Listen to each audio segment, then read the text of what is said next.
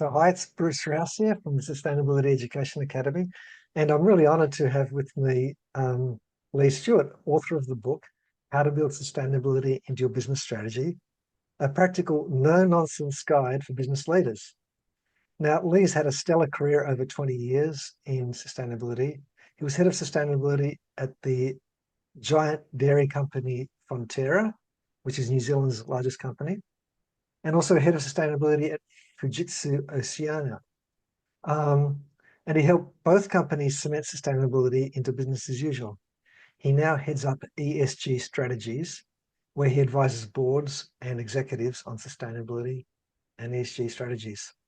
Now, Lee, whilst today I want to talk to you about careers, I have to say that your book, How to Build Sustainability into Your Business Strategy, is fantastic. I really liked it. What drove you to write the book? First of all, thanks so much, Bruce. It's so good to hear some great feedback. And look, I suppose there's a number of factors that drove me to write the book, and sheer frustration was probably the key one. And also, in working in large corporate roles, you see a lot of jargon and a lot of language, a lot of frameworks, and almost you see the confusion amongst the executives that you're working with about, my God, what does this all mean? And in some respects, sustainability has been kind of hijacked by sort of environmental purists, and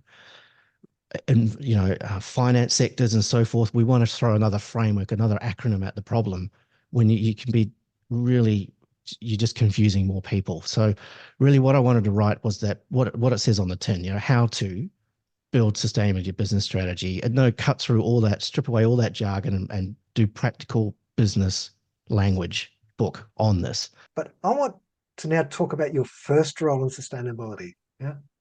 How did Yeah. you get the job? How did you get the job? Your first role in sustainability. What was it? First role in sustainability, I created a job for myself, actually. It was a startup. So I was, as a young, 20-year-old, go to London, you come back and you think, oh, what am I going to do with my career? I kind of be purpose driven.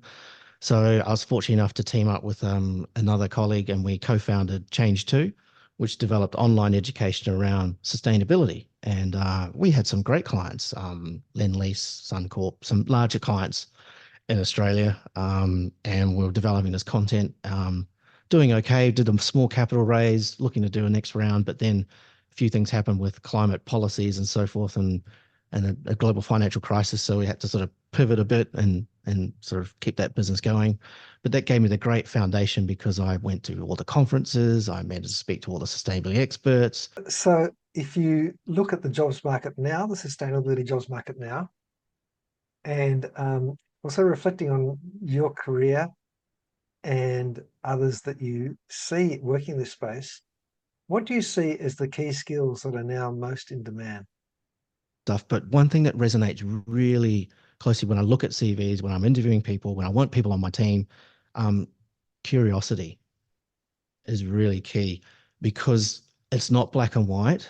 There's no yes or no sort of answers. A curiosity about learning about why is this like this, and the ability to get out from behind your desk into the field of, especially if you're a large company, go see your source of emissions, go see where your social impact's happening, go talk to customers, go understand it a bit more. Don't just be stuck and take things for granted. So the curiosity mindset and the ability to ask really pointy questions, open-ended questions to get more information. Yeah. Looking forward, what skills do you see as kind of being in demand going forward in the future?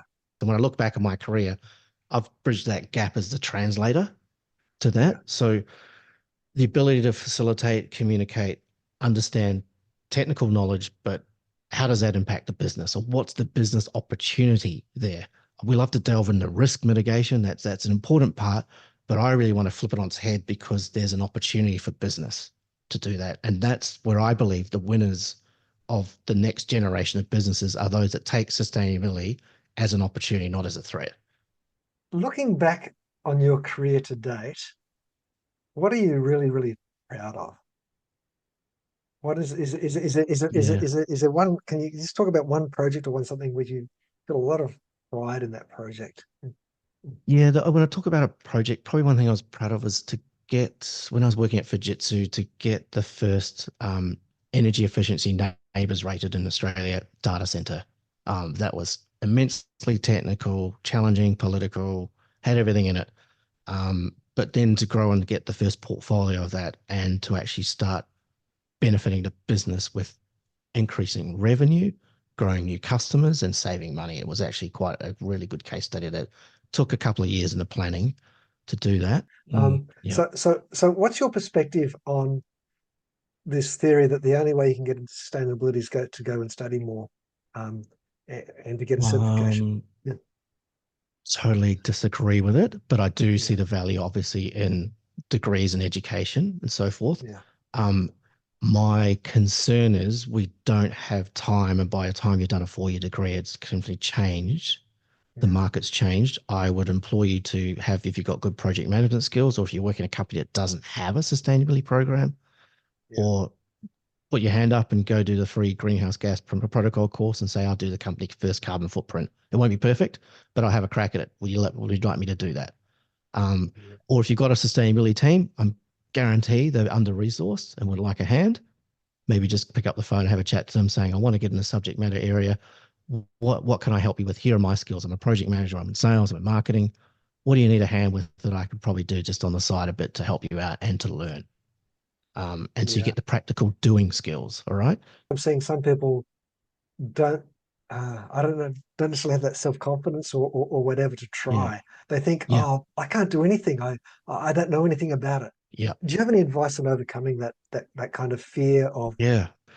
What I would say, if you've come out of, say, of a degree and you don't have the practical experience, volunteer, do things, just learn by doing. There's certain things that everyone needs a hand with, an NGO or a school or something that adds to something. So you can to help them do a waste audit, you can help them do a social impact assessment, you can help them do a materiality assessment that they've never done. Do something. Just learn by doing.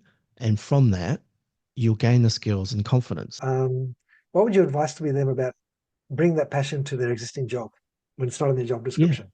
Yeah. Well, have a look at what you do, what skills you have, and what do you want to learn?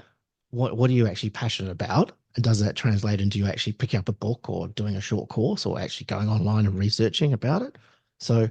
understand what you're leaning towards. Is it the social side of things? There's a lot you can research on that. Is it environment? So all the just different angles you can look at. Go in there and ask a few questions. Have a look at your waste bins and talk to the environment person. Or if there's no one there, say, hey, can I help out with a waste audit? Google some stuff. There's some good tools you can use. If we look now at the kind of the top of the level of kind of, well, what many people aspire to, which is the role of being a chief sustainability officer or head of sustainability, what skills do you think are needed at that level, at that kind of that, you know, that, Oh, geez. that high level? Yeah, it's Mhm. like communication is very key. Board presentations, it depends on your board and the executive, but they do require some certain skills of how you massage and um, manage these messages up and education of the board. So it's strategic thinking is really key there. What's going to be your response there in terms of that person thinking about their career and I guess wanting to just um, have massive change and not necessarily incremental change? Just learn more before diving in head first and just disrupting and blowing up your network. All right. Um, Learn and ask and have good conversations with other experts in other fields and saying, this is what I want to do. What does this sound like? Don't just go in there all guns blazing and so forth, and you'll just obliterate your whole political capital, everything you've got, and you'll just be known as that sort of random person that just wants all the stuff done immediately without understanding a real problem in the context of that. So just take your time a little bit to do that. Do you have any kind of advice for people who are looking at sustainability as a way of becoming really wealthy? I've had in one of my roles, I used to have almost one a month come and talk to me about a new carbon tool and how it could save my time and help save the world when I could not get the company to actually use a spreadsheet yet. So so Yeah, these are sort of the real world practical elements that you need to understand. If you think you're going to make a quick buck, really good luck to you. Some of them have, and they've done really well, and I really applaud them for that. Um, think about what is the real benefit you're going to have to business and how does that translate into revenue really dollar savings and stuff. That's where the green becomes the goal. Yeah. Now, Yeah. what would you say to your younger self back then? Yeah. Don't, oh, look, it's hard. Don't take it all on for yourself. There's times when you thought, and even just in the last few years, I took on a company role and I said, I'm going to solve this, all the emissions. It's too much for one person. Um, so go easy on yourself would be my thing. I've been very hard on myself, and that's to the detriment of your own personal critic. So go easy on yourself, but spend more time talking, networking, which I've done a lot of, but I think I could do a bit more of, and building that cohort of core people. Careers, in anything else that you're any other advice that you'd give other than what we've covered already? Yeah, there's a lot of information out there, but there's a lot of really good courses that weren't around 10, 15 years ago. I always say, try to do something every year to stay current. A course or a conference or something, getting out of your comfort zone a little bit, learning some new skills. And speaking of learning, let's finish up by talking about your book. And you've got a great offer, I think, Lee. Yeah, yeah.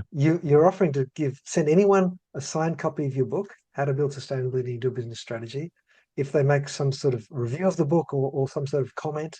Oh, Um, or if they, yeah, yeah, or if they just comment on your LinkedIn channel, why would yeah, they like a copy of the book?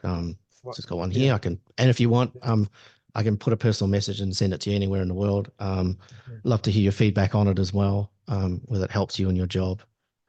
So yeah, happy to get that out there. yeah. That's great, fantastic. Okay, thank you so much, Lee. Thanks, Bruce. It's great to be here.